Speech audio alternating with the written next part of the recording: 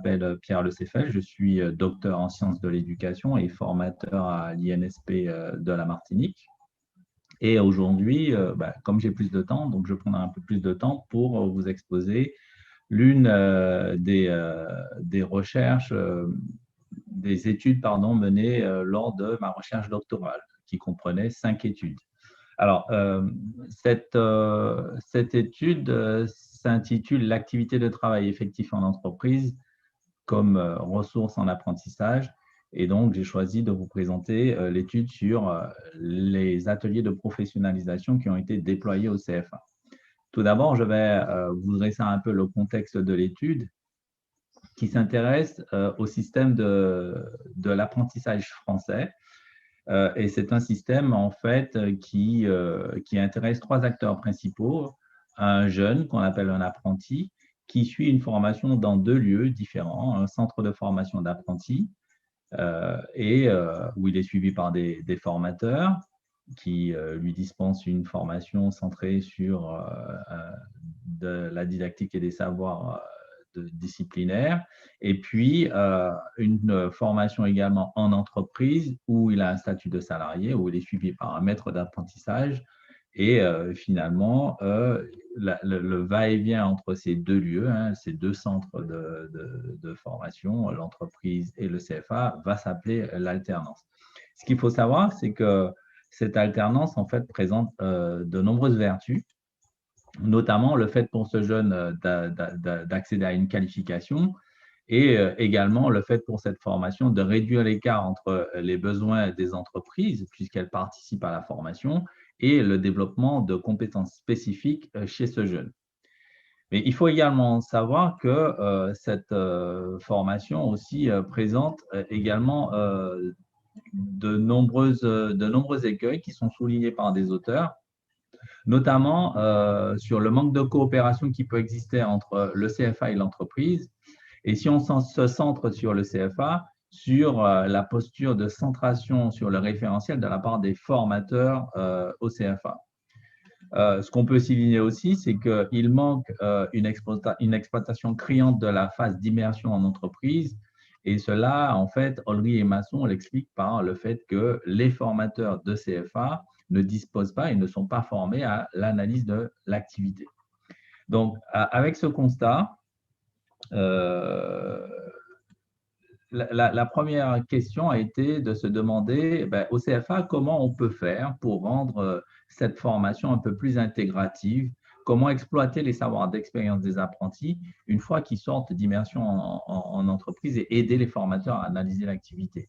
Et donc, l'objectif ici, qui était clairement énoncé, c'était de créer, de toutes pièces, de mettre en œuvre et d'évaluer ensuite une modalité de formation qui va utiliser l'analyse de l'activité des apprentis au sein même du CFA.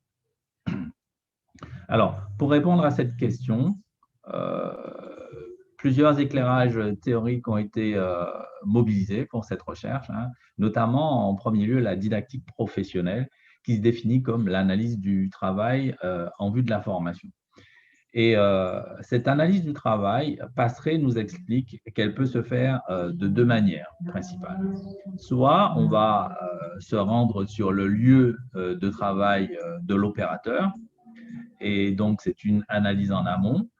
L'objectif de se déplacer sur le lieu du travail, c'est ensuite de pouvoir créer des formations qui vont effectivement développer les compétences attendues par les employeurs. Et ici, on vise la professionnalisation des individus. Mais il existe aussi une deuxième façon de faire, qui est une analyse après coup, et qui se fait pendant la formation. Et cette analyse après coup devient une modalité de formation à part entière. Et ici, l'objectif qui est recherché, c'est le développement des individus. Et c'est ce volet-là que nous avons choisi d'exploiter, c'est-à-dire au niveau du CFA, proposer, après chaque immersion en entreprise, une modalité de formation qui analyse l'activité, mais a posteriori. Alors, pour schématiser un peu tout ça, j'ai réalisé le schéma suivant. Alors, en bas, vous avez la boucle itérative ici de l'alternance qui alterne des temps d'immersion où on a une activité productive en entreprise et une activité constructive, L'idée est ensuite, arrivé au CFA, de poursuivre l'activité constructive grâce à une analyse de l'activité de ce qui a été fait, et puis ainsi de suite tout au long de la formation de l'apprenti sur le temps long. Maintenant, se pose la question de cette analyse de l'activité, comment elle se fait, comment elle se déploie au niveau du CFA et qu'est-ce qu'on peut proposer. C'est ici que arrive le deuxième éclairage théorique qui est la psychophénoménologie, qui se définit comme la psychologie de la subjectivité, créée par Vermeer.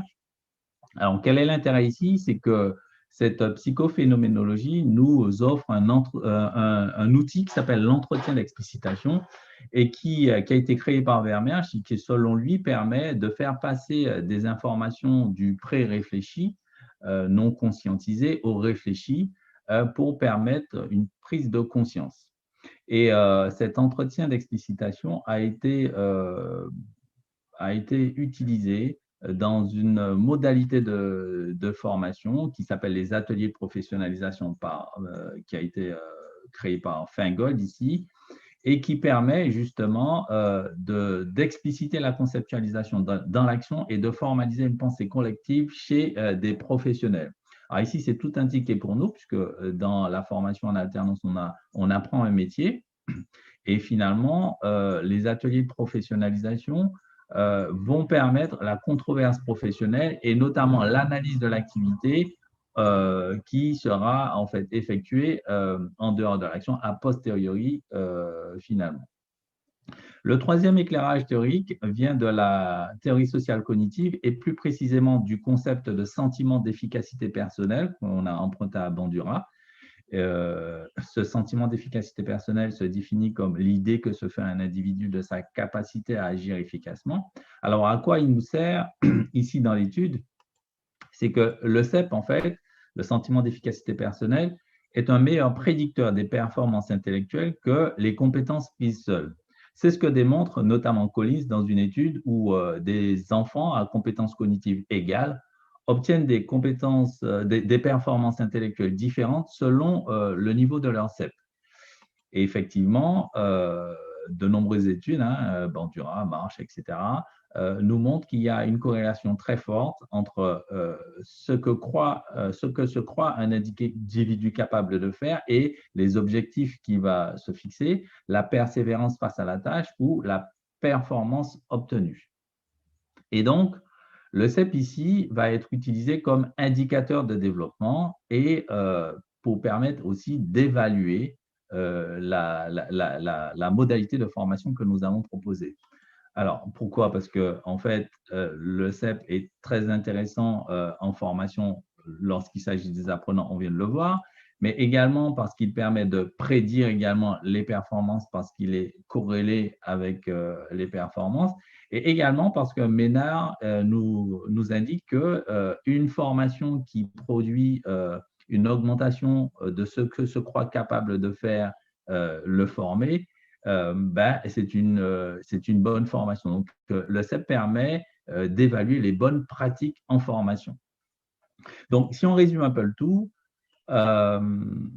nous sommes proposés de nous intéresser au CFA et de proposer une analyse après coup de l'activité effective des apprentis au retour de leur immersion professionnelle sous forme d'ateliers de professionnalisation et en utilisant le sentiment d'efficacité personnelle comme indicateur pour pouvoir évaluer le développement des apprentis et également la formation que nous allons proposer.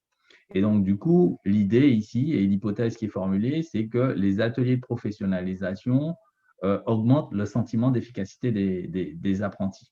Alors, pour vérifier cette hypothèse, ce que nous avons fait, c'est que nous avons fait une étude au niveau du CFA de Rivière-Salée avec 69 apprentis, avec une démarche quasi expérimentale. Et puis ici, c'était une approche explicative, c'est-à-dire que nous essayions de déterminer l'impact des ateliers de professionnalisation sur le CEP des apprentis.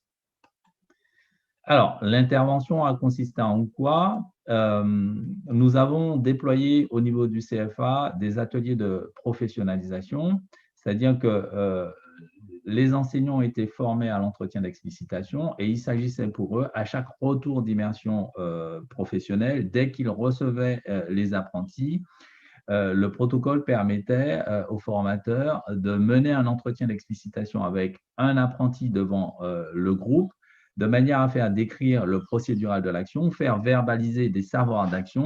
Ces mêmes savoirs d'action qui, une fois qu'ils sont verbalisés, sont partagés au sein du collectif et discutés pour controverses professionnelles. Notamment, est-ce que finalement, sur le modèle opératif qui est proposé et qui est verbalisé, les autres font pareil, font de manière différente, etc.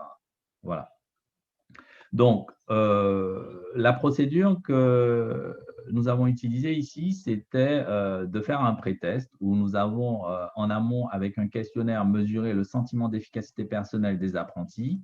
Ensuite, nous avons séparé les apprentis en deux groupes. 32 apprentis qui faisaient partie d'un groupe qu'on va appeler expérimental suivaient une modalité de formation avec des ateliers de professionnalisation, alors que 37 apprentis rejoignaient un groupe où ils suivaient une modalité de formation usuelle, c'est-à-dire ce qu'ils faisaient d'habitude, sans atelier de professionnalisation. Donc, de septembre 2018 à mai 2019.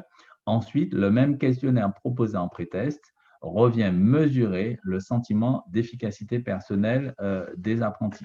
Alors ici, ce qu'on cherche à faire, l'idée, c'est de pouvoir mesurer l'effet d'interaction qu'il peut y avoir entre le temps qui passe et l'assignation à un groupe, avec l'idée qu'on s'imagine que les apprentis qui sont distribués dans le groupe expérimental auront un gain au niveau du CEP beaucoup plus important entre le pré-test et le post-test que ceux qui sont distribués dans le groupe contrôle. Alors, pour mesurer la performance des apprentis, nous avons développé une échelle du sentiment d'efficacité personnelle de l'apprenti, puisque ça n'existait pas. Hein. Cette échelle a été développée puis publiée dans une revue internationale. Alors, il s'agit d'un questionnaire qui est composé de 4 dimensions. 7 questions vont venir mesurer le sentiment d'efficacité personnelle en entreprise. 7 questions mesurent le sentiment d'efficacité personnelle en CFA. 5 questions mesurent le sentiment de conformité à la culture d'entreprise et 3 autres questions sont relatives au sentiment de maîtrise du lexique professionnel. Donc, il est proposé à l'apprenti, pour chacune des questions, de se positionner sur une échelle de Likert qui va de 1, pas du tout capable, à 7, tout à fait capable. Et puis, l'ensemble permet d'établir un score moyen sur 7 pour le questionnaire et la moyenne de la moyenne est faite pour obtenir un score du groupe. Alors, je vais vous afficher les résultats que nous avons obtenus. Ici, la courbe orange correspond au groupe contrôle, à ceux qui n'ont pas suivi les ateliers de professionnalisation. Et la courbe bleue représente le groupe expérimental. Alors, si les groupes sont statistiquement significatifs, hein, il n'y a pas d'écart significatif entre les deux au départ, on voit bien qu'à l'arrivée, quand la courbe orange diminue, la courbe bleue augmente avec un écart significatif, hein, avec une P de value de 0,006 à l'arrivée, qui nous indique qu'effectivement, il y a un gain significatif entre le pré-test et le post-test pour le groupe qui a suivi les ateliers de professionnalisation. Nous avons également cherché à connaître la taille d'effet des ateliers de professionnalisation en ayant recours à une mesure d'un D de Cohen et nous obtenons un score de 0,53 pour le D de Cohen. Alors, donc, du coup, ce qu'il faut savoir, c'est qu'en éducation, John Hattie nous établit le seuil de significativité d'une taille d'effet à 0,40. C'est-à-dire qu'à 0,40, le dispositif testé est une modalité de formation qui produit des effets visibles et donc peut être généralisée. Et donc là également, avec les effets moyens hein, des ateliers de professionnalisation, cela nous donne une indication sur le fait qu'ils puissent être déployés et étudiés maintenant à très grande échelle pour avoir de meilleurs résultats sur le dispositif. Voilà. Donc, en termes de discussion, là, j'aimerais souligner un enjeu pédagogique fort lié à l'exploitation de la situation de travail effectif. C'est-à-dire qu'ici, on voit bien que cette situation, cette exploitation de la situation de travail effectif est inductrice de transformation pour les formateurs d'abord, parce que ça demande quand même un changement de posture d'accompagnement où on va plutôt centrer son action sur l'individu et la prise en compte de ce qui a été fait en dehors du CFA. Et donc, cela demande également un changement de didactique. On ne va plus privilégier le savoir savant, la didactique des disciplines, mais plutôt embrasser une didactique professionnelle où on va devoir didactiser les situations de travail pour permettre aux apprenants de développer leurs compétences. Également, du côté des apprentis, une proposition qui est inductrice de réflexibilité, parce qu'ici, avec les ateliers de professionnalisation et l'entretien d'explicitation, on leur propose de développer leur réflexibilité avec un retour sur l'expérience. Et comme on l'a vu, de manière inférentielle, une augmentation du sentiment d'efficacité personnelle des apprentis. Voilà. Donc, en termes de conclusion, moi, ce que ça m'inspire, c'est que cette étude nous pousse à repenser la place qui est accordée à l'analyse de l'activité dans les formations en alternance, de manière à les rendre un peu plus intégratives et faire qu'on soit moins à jongler avec deux mondes séparés, hein, où on a un centre qui distribue des savoirs savants à mettre en application à l'extérieur dans des entreprises, sans que finalement l'un et l'autre ne profitent de manière plus forte les uns des autres. Cela donne également des pistes de renouvellement des pratiques des formateurs, notamment en termes d'analyse de l'activité. Alors ici, nous, on a eu recours à la psychophénoménologie, mais je pense également à la clinique de l'activité ou aux cours d'action, hein, qui sont des pistes très intéressantes pour analyser l'activité. Et puis également à la création d'espaces de formation des personnels. Et comme on le voit, hein, il est souligné en début, en introduction, que au CFA, les formateurs ont une approche centrée sur les référentiels, mais on insiste aussi sur le fait qu'ils ne sont pas formés à l'analyse de l'activité. Et donc, on le voit quand ils sont formés, quand ils ont la proposition et la possibilité de se former à l'analyse de l'activité, bah, ils en sont demandeurs et finalement, ça produit des effets également sur eux, mais surtout sur les formés. Voilà, c'est comme ça que je vais terminer la communication. Je suis ouvert à toutes vos questions. Et puis, ben, je vous remercie d'avoir écouté attentivement ma proposition. Merci.